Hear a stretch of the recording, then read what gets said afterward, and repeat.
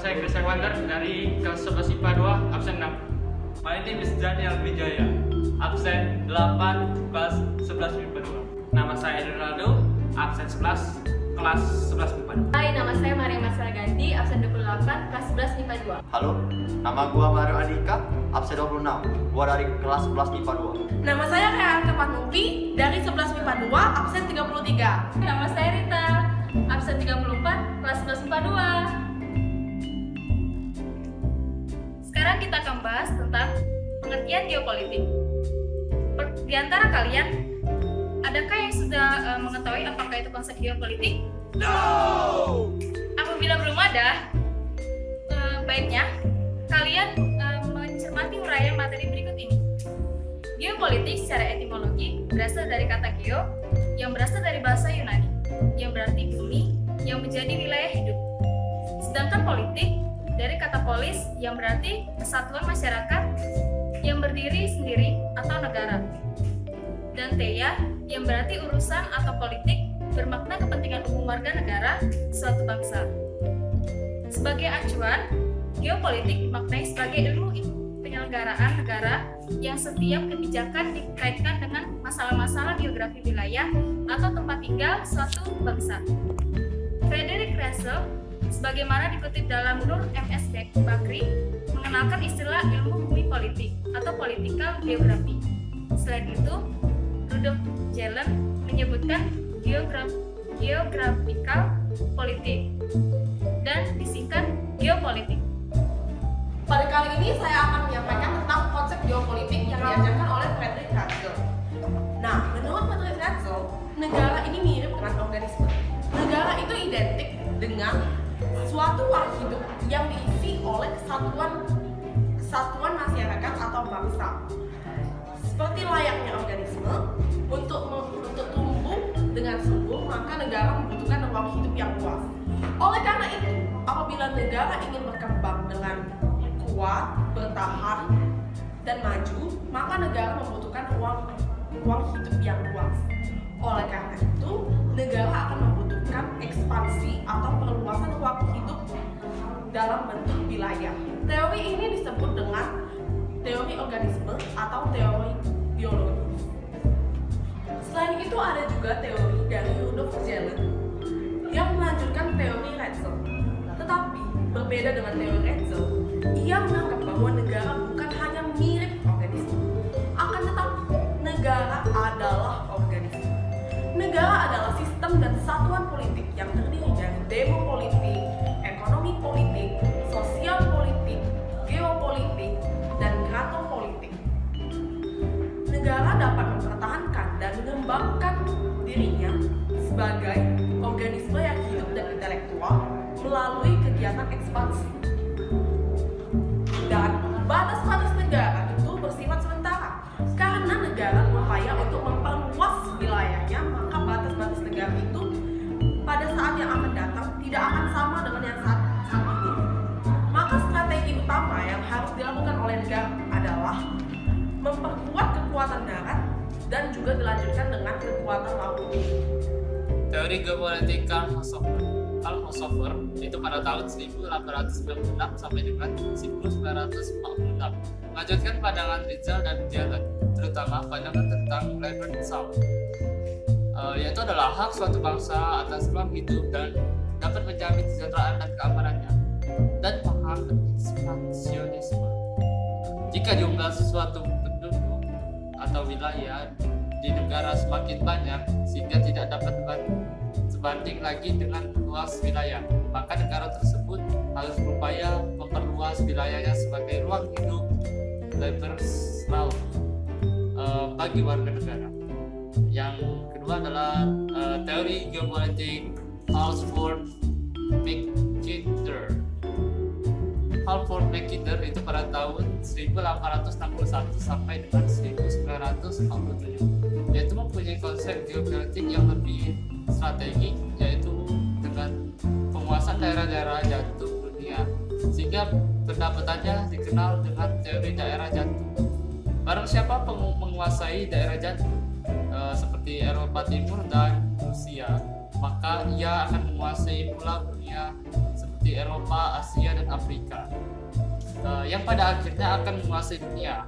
Untuk menguasai dunia dengan menguasai daerah jantung dibutuhkan kekuatan darat yang besar sebagai persyaratannya. Berdasarkan hal ini, muncullah konsep wawasan benua atau konsep kekuatan di darat. Terima kasih. Teori geopolitik Alfred Thayer Mahan.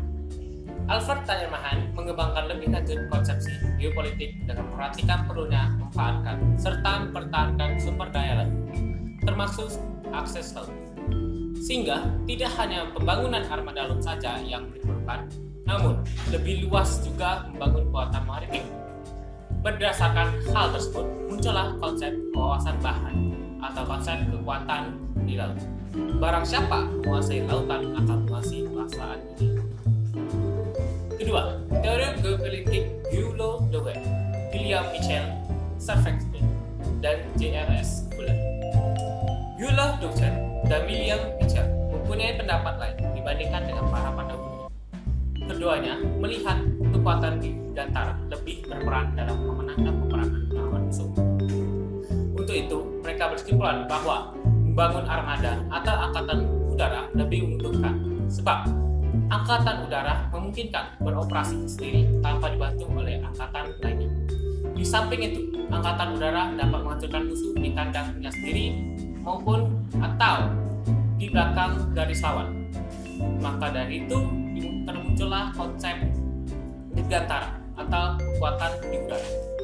Teori geopolitik yang diutarakan oleh para ahli tersebut tidak dapat sepenuhnya diterima dan diterapkan dalam ideologi bangsa Indonesia. Bangsa Indonesia tidak mengembangkan ajaran atau teori tentang adu kekuatan dan adu kekuasaan. Teori ini tentu saja mengandung benih-benih persengketaan dan perpecahan. Teori geopolitik bangsa Indonesia menyatakan bahwa Pancasila sebagai ideologi nasional dipergunakan sebagai pertimbangan dasar dalam menentukan politik nasional ketika dihadapkan kepada kondisi dan kedudukan wilayah geografis Indonesia. Dengan kata lain, bangsa Indonesia ingin dapat menjamin kepentingan bangsa dan negara di tengah-tengah dinamika pergaulan internasional. Bagi bangsa Indonesia, kepentingan nasional yang paling dasar adalah persatuan dan kesatuan nasional, identitas atau jati diri bangsa, serta kelangsungan hidup bangsa dan negara.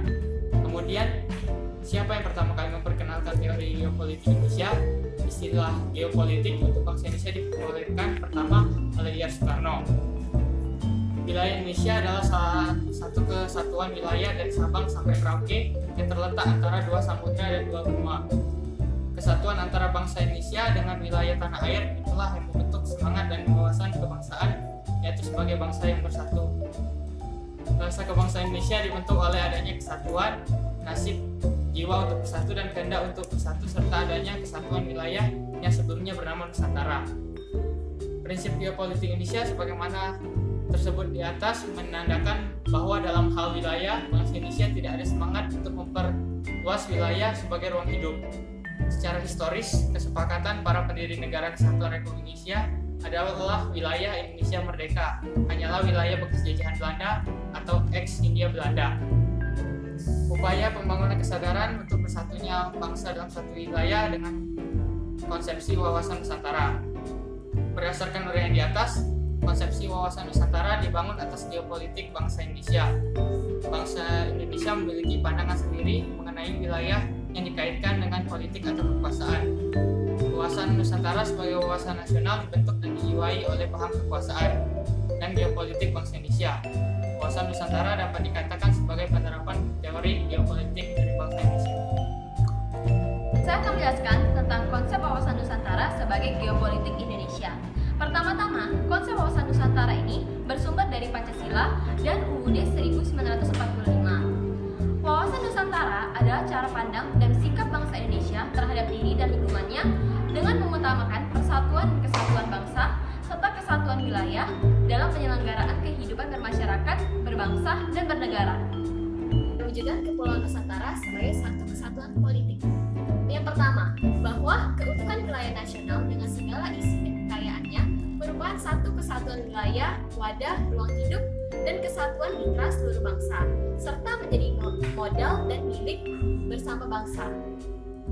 Yang kedua, bahwa bangsa Indonesia yang terdiri dari berbagai suku dan berbicara dalam berbagai bahasa daerah, memeluk berbagai agama dan kepercayaan terhadap Tuhan Yang Maha Esa, harus merupakan satu kesatuan bangsa yang bulat dalam arti yang seluas-luasnya. Yang ketiga, secara psikologis, bangsa Indonesia harus merasa satu, senasib, sebangsa, serta mempunyai satu tekad dalam mencapai cita-cita bangsa. Yang keempat, bahwa Pancasila adalah satu-satunya falsafah serta ideologi bangsa dan negara yang melandasi, membimbing, dan mengarahkan bangsa menuju tujuannya.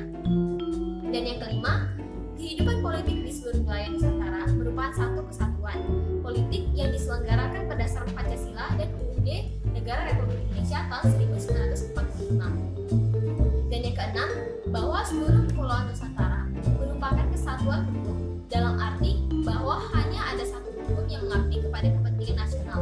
Dan yang terakhir, bangsa Indonesia hidup berdampingan dengan bangsa lain, ikut menciptakan ketertiban dunia berdasarkan kemerdekaan, perdamaian abadi, dan keadilan sosial melalui politik luar negeri bebas aktif, serta diabdikan untuk kepentingan nasional.